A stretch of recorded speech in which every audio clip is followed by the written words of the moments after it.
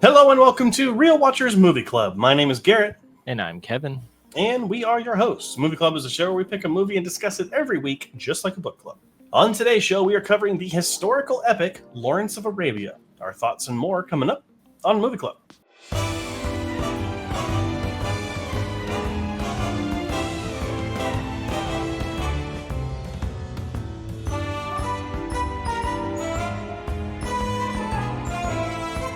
Released in 1962, Lawrence of Arabia was directed by David Lean and stars Peter O'Toole, Alec Guinness, and Anthony Quinn.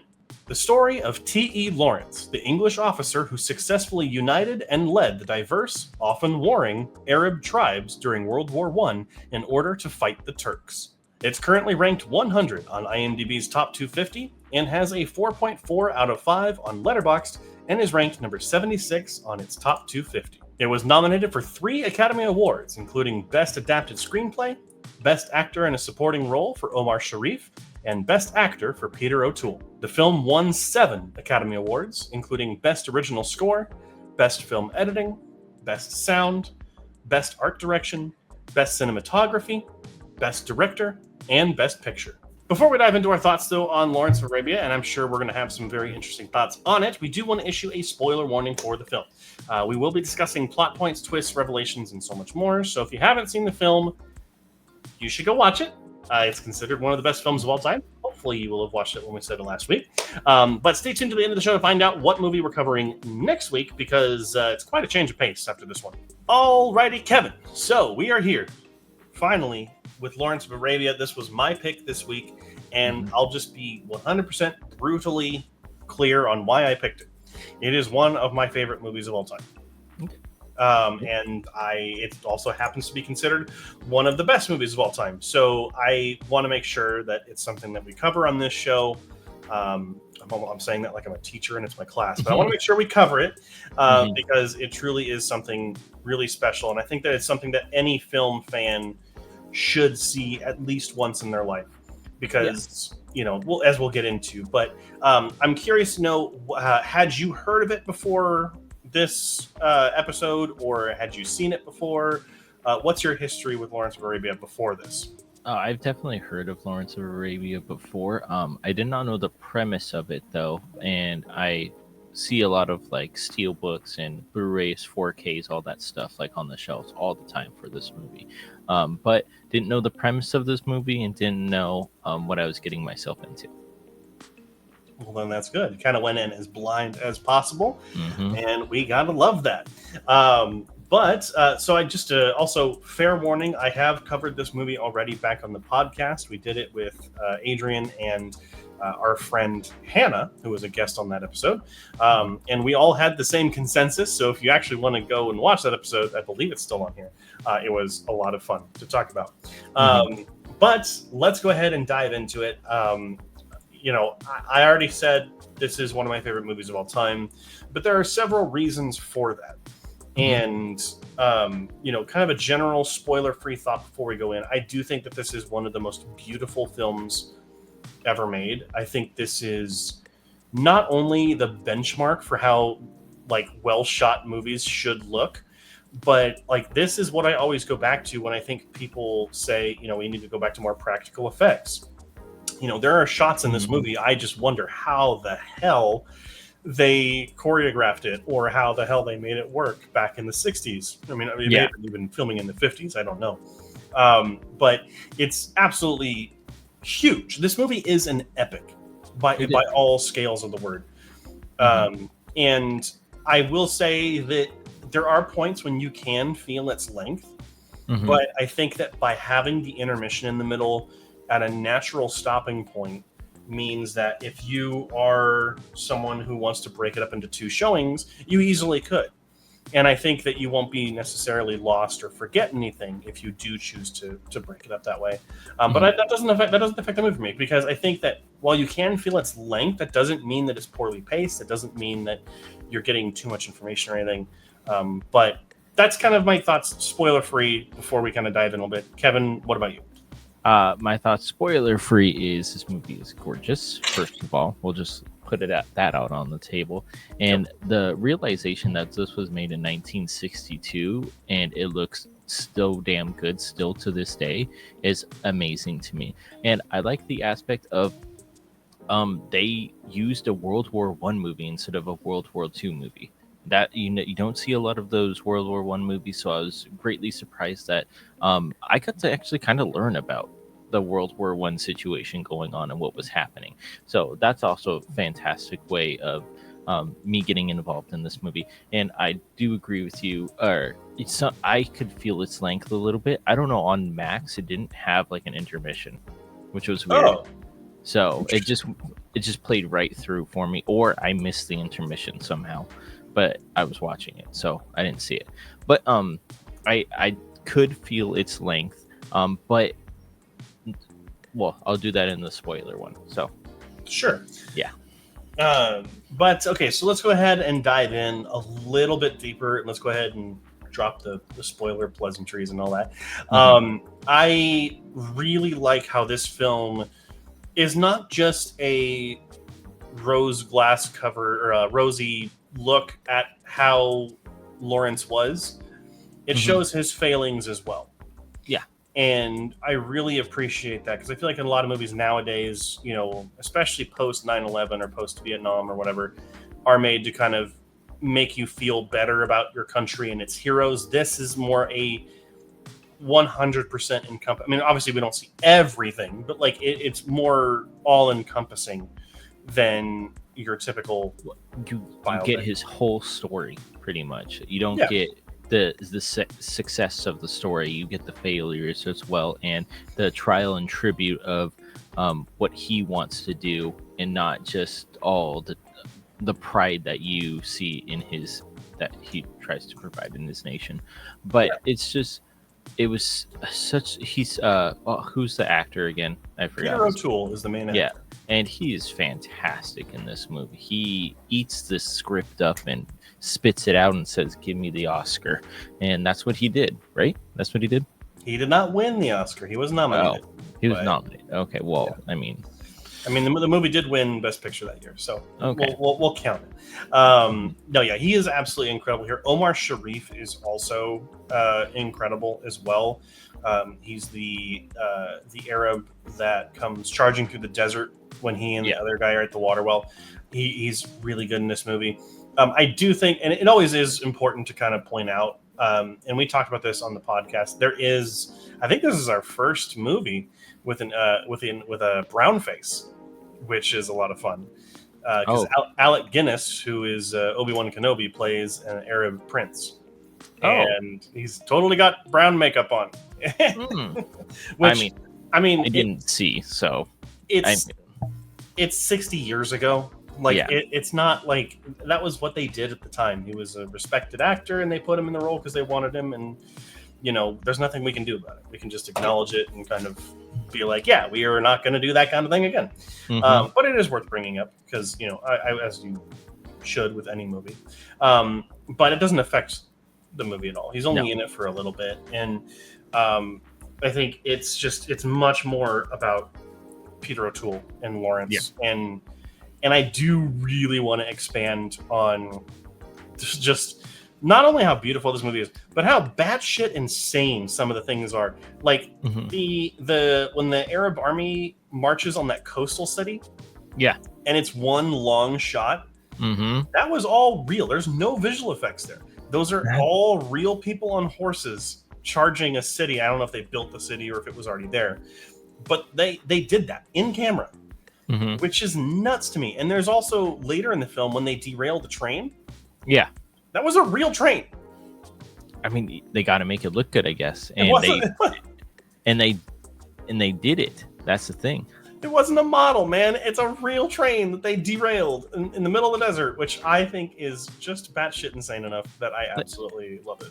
Yeah, I mean, but it just makes it so much more, like I said in my thing, it makes it magical because you can tell that there's no CG, or even if there was miniatures used in this, you could see some of it, like in Lord of the Rings that we talked about. Some of the miniatures, I could tell that they were miniatures. These are just straight up like I don't know how they did it, but maybe they bought a train and then blew it up. it makes your mind wander a little bit, like, how did they really do this? And then that's what entices you to learn more about the movie as well. Yeah, it's really something special. Hmm. And kind of back onto the beautiful idea. And come on, I mean, if you've seen a trailer for this movie, you know how good it looks. I just want to know where they shot all of this. Like, it looks like Arizona, but the dunes don't look like Arizona dunes. So I'm like, where could this have been? I'm going to look it up right now. It was shot in Jordan, Spain, and Morocco. Okay. So Okay. it was filmed actually in the Middle East, which Mhm. is where you should do it. Yeah. Obviously, a lot easier to shoot back in the 60s than it was now. But, like, it just makes such a difference. There's one shot in this movie where I believe it's Lawrence has the match, and he's letting it burn down, and then he blows it out and immediately cuts to I believe it's the setting sun. Hmm. Hmm. Incredible cut. Transition. Yeah. I love that shot. But then, like, everything after, like him just wandering through the desert, like, it's all so, like, I don't know how David Lean does it. This is the only David Lean film I've seen, which I should make abundantly clear. Hmm. But, like, I don't know how, like, he visualized all this. It's absolutely incredible. Well, and like when one of his, I don't want to call them a servant, but I'm gonna call this his friend. One of the friends like gets eaten up by the sinkhole, and that looks like something straight out of like Indiana Jones. I was Mhm. like, because it felt so real. The sand was blowing in their faces, and it felt like I I was in the moment, and it was just rough and tough, and you wanted him to succeed, but then he doesn't, and you're like, oh, okay, there's consequences to, or not consequences, but he fails in this movie, but it's okay because he's he's the main part, but he grows from that, which is really really cool to see. Yeah, it just lends more into the journey of Lawrence, and it's kind of interesting that you point out Indiana Jones as being a particular point of comparison, because obviously David Lean is a inspiration for Steven Spielberg. Like, so it just kind of all comes full circle at that point. So another thing I wanted to really bring up was, again, the journey of Lawrence in this movie. Obviously, he comes to the Middle East, and then, as during his time there, becomes more and more um, close to the Arab people and the tribes, obviously. Hmm. And it does change him a little bit, like, and you could argue for the worse. The very famous line, I believe it's towards the end of the movie, I could be forgetting, but, like, when they're like, hey, we should take some prisoners and, show some mercy, and he's like, no prisoners, like, and it just Yeah. orders the complete, death of everyone. Is kind of one of those moments. Also, I think one of the moments that's the most influential is a moment that a lot of people, I don't know a lot of people's reactions to it, but there's where he's taken advantage of, by the officers. I don't remember if they're Turkish officers or. Oh, where he gets captured and they're whipping him in the back. Yeah, I believe it's also implied that he is raped. Oh, I didn't get that from that. I thought that was a part of it. Let me double check. Because maybe I looked into that a little too deeply. Yeah, because Lawrence, it says here that he is raped and sodomized in the film, and he himself claimed to be the victim of an assault. So that is accurate to what Lawrence himself said, but there are people who do kind of contest that and say that it may not have actually happened, and it was the Turks that did it. So Okay. I think that also kind of leans more into why he changes, as that would change anyone who goes through such a thing. And so it is understandable, and while it is the wrong thing to do, we know that, or some of a lot of us as the audience members could agree with it and kind of be like, yeah, it's needed. Well, instead of not working with his head, but like thinking with his head, he thought of the bad things that happened to him, and he was like, nah, this is what they deserve because they did this to me. And I don't disagree with him. So yeah, I mean, you're already being told by your your companions about the kind of bad things that are happening between the Turks and the Arabs, but and then he gets his own firsthand kind of taste of what's going on. So but yeah, it's such a fascinating journey, and I like how you can really see the moments when it happens, which is something really special. Also, I mean, like, we already talked about the beautiful, like, the cinematography of this movie, the costumes, man. I mean, awesome. I don't know how many of them are actually costumes or if they're actual clothing. Like, if it's actual clothing, that would be even so much better, actually. Because, I mean, the way he stands out in the dunes with all of his white gear and gold accents really just puts him on the spot there. Makes him the center of attention and the center of this movie. But I also like the conflicting one with the black as well. I don't know, I forget his name, but the Omar Sharif's character. Yeah. Mm-hmm. But him wearing the Sharif. all black, Sharif, the all black clothing is really cool too, because you get the light and the dark side, and I mean that's how I took it when they first met. So, and then, but it's just they're so beautiful and they're so different as well, and that's why I think I really enjoy it. Yeah, it really stands out visually, and I like how you point out that he stands out because of the all white, and it's a very, I don't know if that's necessarily a visual choice on David Lean's part or if that is the actual historical outfit that he wore. But either way, it's a great visual choice to help us distinguish which one is Lawrence. But then also, he is a fish out of water, or a snake out of sand, or whatever. He's an Englishman. So maybe they gave him the white because of his white skin. Yeah, got a old white boy out there fighting the Turks. But no, that's another thing that they said when he gets captured by the Turks, Turkish people, and they're like, "This is your skin.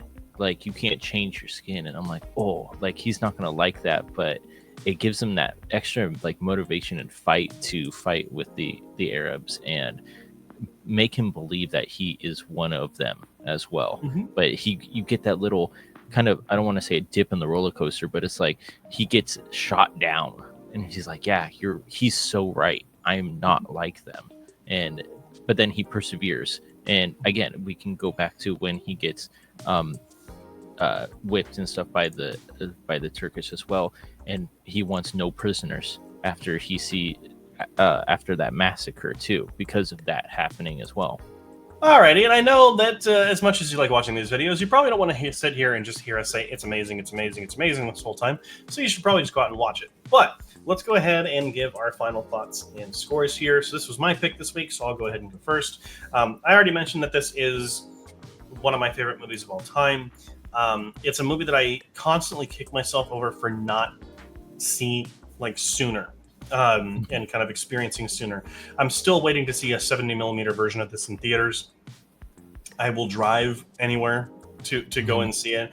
The cast is beautiful here. The film itself is beautiful. Everything just works so well. It's not only one of my favorite films of all time, I consider it to be a masterpiece. I think it is an essential film for anyone who is into movies at all to watch. It truly is that good. So for me, I've already reviewed it and scored it. It gets 100 out of 100. I cannot find a fault in this movie. Gotcha. Very cool. Well, not too far off there. I mean, again, we're going to talk about how amazing and beautiful this movie is, but you got to experience it for yourself. So go out there and watch it, and just take in the breathtaking cinematography in this movie. And that's all I'm going to say about that. But the story is perfect. The World War I just because I don't know a lot about World War One. It's never really talked about in movies or in class a lot. Was a really cool aspect of this movie as well. It got me a little bit more attention than I thought I was going to give it. I will say that you do feel the runtime a little bit, but a counterpoint to that, I don't know what I would take out to take out of this movie or to cut this movie to make it a shorter runtime. So, and you know what? That means it's a good movie if you can't find any mistakes. But again, it's just 1996. This movie's just pure magic. Oh, I'm 1962. sorry, 1962. That's what I meant to say. It's pure magic, and that's what cinema is all about. And it just looks amazing. It is amazing. So I gave it a 98 out of 100, which is 4.5 stars out of 5. And there you have it. 2 very high scores. So if you haven't seen Lawrence of Arabia, just go watch the fucking thing. So the question now falls to you. What do you think of Lawrence of Arabia? Go ahead and leave it down in the comment section down below. We'd love to hear what you have to say. Just remember to be, respectful of one another, because why not? Just be nice. It's not hard. But next week we're going to be covering the sci-fi horror classic, The Thing. Cannot wait to talk about that one. So make sure to watch it before next week so you are not spoiled on it. And again, thank you so much for watching. Make sure to like, comment, subscribe, all those wonderful things. We do have this show that goes live every Friday at 4 a.m. Pacific Standard Time, and our live stream, which goes live every Wednesday at 7 p.m. Pacific Standard Time, where we talk about movie news, reviews, and so much more. So thank you so much for watching, and until next time, keep those eyes on the screen.